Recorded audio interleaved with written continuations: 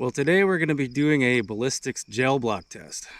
But before we get started, I just wanted to talk a little bit about the 30-06 round. Now, the 30-06 round, many people don't realize how powerful it is, so I have some other rounds here that I'm going to use to compare it to. So I'm just going to go through each one. I'm going to give you muzzle velocity and muzzle energy, so you can get an idea of the difference in power with all these rounds. Now we're going to start off small.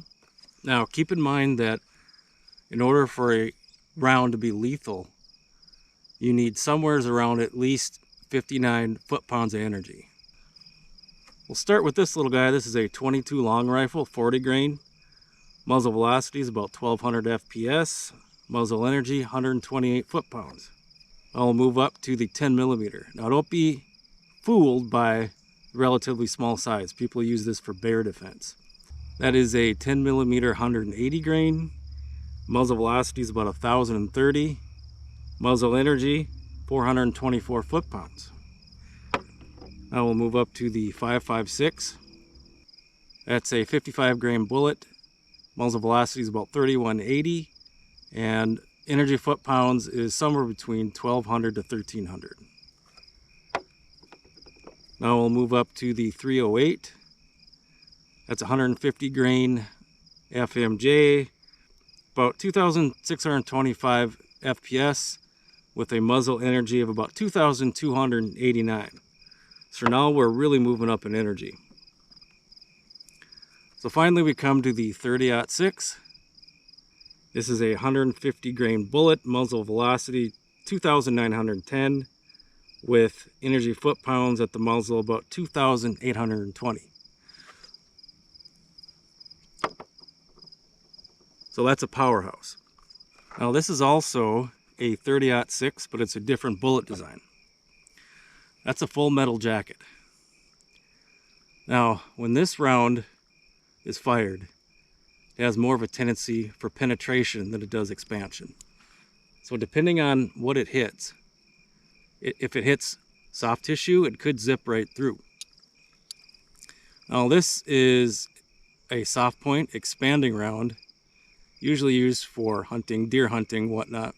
That lead soft nose there, when that hits something, that'll start to expand at a high speed. We'll come back to the different bullet designs here in a bit. So I want to show you this. This is, I believe, a 3/8 AR-500 steel, and this is what a 30-06 can do to it at about 50 yards. So you got to be real careful even shooting these plates. So let's talk a little bit about the theories and the narrative surrounding the tragic shooting of Charlie Kirk. Everybody knows the official story, which is there was a shooter on the roof at 200 yards with a 30-06 and a round straight to the neck, but for some reason no exit wound. Now a lot of people have questioned that narrative, and rightfully so. Now another narrative going around at the time was there were people saying only a professional could make this shot. So I simply challenged that. I knew that was false right away, because any deer hunter knows that a 200-yard shot with that flat shooting of a round, that's not a difficult shot. But as I said in a previous video, that's not to say that it was or wasn't a professional. I've heard some theorize that the reason why there was no exit wound is because the bullet came in, and I'm going to use this arrow, kind of a pointer. So the shot came in, and I wish I had more neck to work with, but this is kind of the best I could do at short notice. Shot comes down at an angle, and it hits his spine and bounces off his spine. Now, bullets do crazy things at high velocities, but with something with the power of 30-06, I don't think that's going to ricochet or bounce off of a spine. Now, fragmentation and ricochets may happen, say, on a bear or an elk, but very unlikely on a human being. Now, I think a little more plausible explanation might be he was wearing body armor, and I know some people say no, he wasn't wearing body armor, but some say that he was. Let's say he was wearing body armor. Let's say the shot comes down, it hits the top edge of the plate of his body armor and then ricochets into his neck. That is possible, I believe. Now, I'm not an expert on body armor, so someone might say no, it can't ricochet. But again, high-speed bullets can do some crazy things. Now, I think an even more plausible theory, see if I can get this guy turned around, was that it was another shooter from the back. And that the angle of the shot was here and then came out here. Now on the last video, I disassembled and reassembled my rifle. Okay, there you go, try to put the timestamp below there. So now I'm gonna have to test my zero, see if I'm still on. So please bear with me while I take some test shots.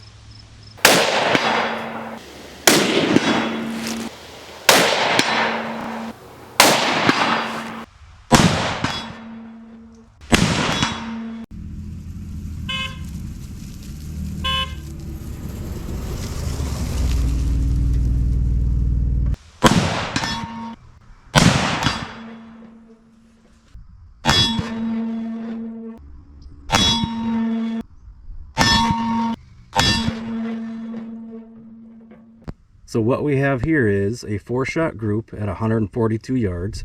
Yes, I amended my shooting distance from 200 to 142. And the shots go like this. 1, 2, 3, 4. Shots 1 and 4 were pretty much right on top of each other. Now, this one is excluded. That was just another shot, another quick shot I took after I cut the camera to just kind of confirm, didn't aim quite as carefully. So now you might say, well, it looks like you're hitting high and to the left. Well, exactly. That's the way this rifle was shooting. With this ammo, which is Federal Blue Box, 150 grain, that's not the ammo that I used to sight this in. The ammo that I used to sight this in was this ammo here. So there's two things I could do in order to get us more dead center for our experiment. I could either recalibrate my scope or just simply use the ammo that was used to zero this rifle. Long story short, my rifle did not lose its zero. So I'm going to move back to the 142 yards and I'm just going to take a test shot or two with the actual ammo used to sight this in, and we should hit a little closer to dead center.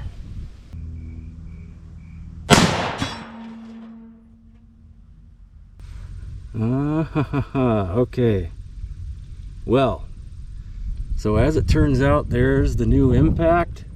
It did not hit dead center like I thought, so that tells me that it's shooting high to the left for both rounds. So all I have to do now is recalibrate my scope to hit a little more dead center.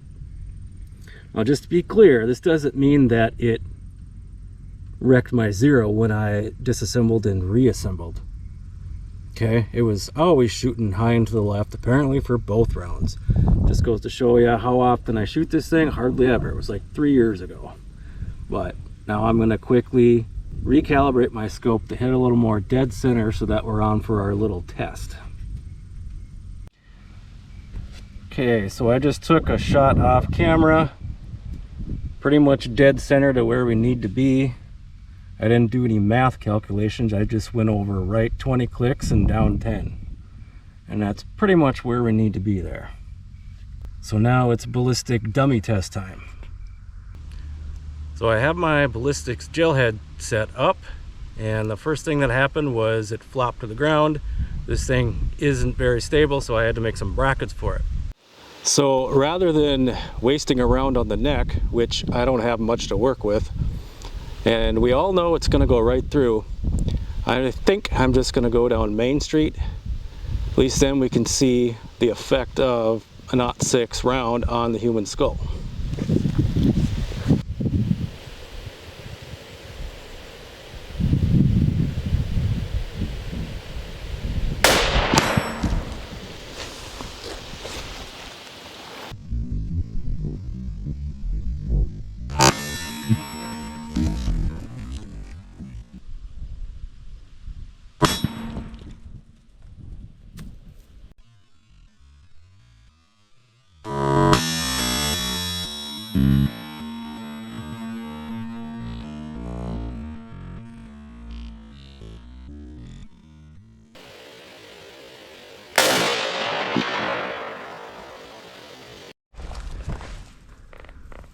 Yeah, my little brackets didn't even survive, even though they probably weren't directly hit, just from the shock.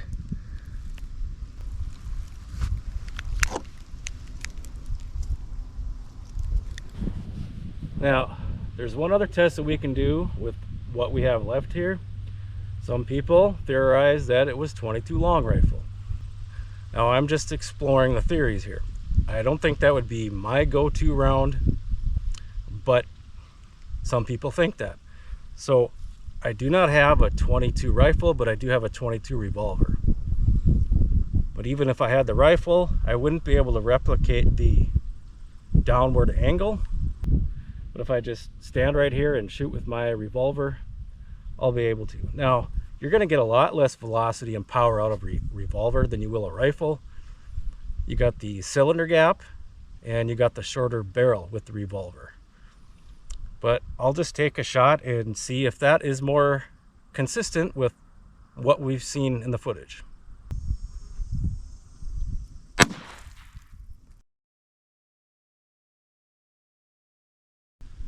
Is that more consistent with what we saw?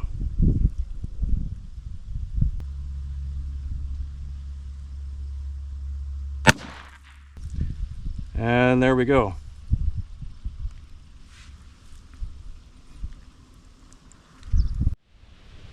Now the moment of truth.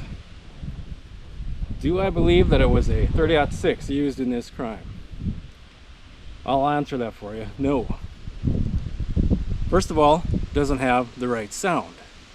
It almost sounds like the rifle used, or the firearm used, was somehow suppressed, or maybe subsonic ammo. But I believe it was a much smaller caliber. And I've heard anything from 22 long rifle to 5.56. The only way it could have been an .06, I believe, is if it would have ricocheted, hit something hard, and then went to the wounded area. Now, let me just say this in closing, and that is, I realize how sensitive of a subject matter this is, but at the end of the day, what's really important is that the person who actually perpetrated this needs to be brought to justice. Let's hope that our government will be transparent. The FBI will be transparent. We can only hope. And let's hope that whoever perpetrated this will, in fact, be brought to justice. Thanks for watching.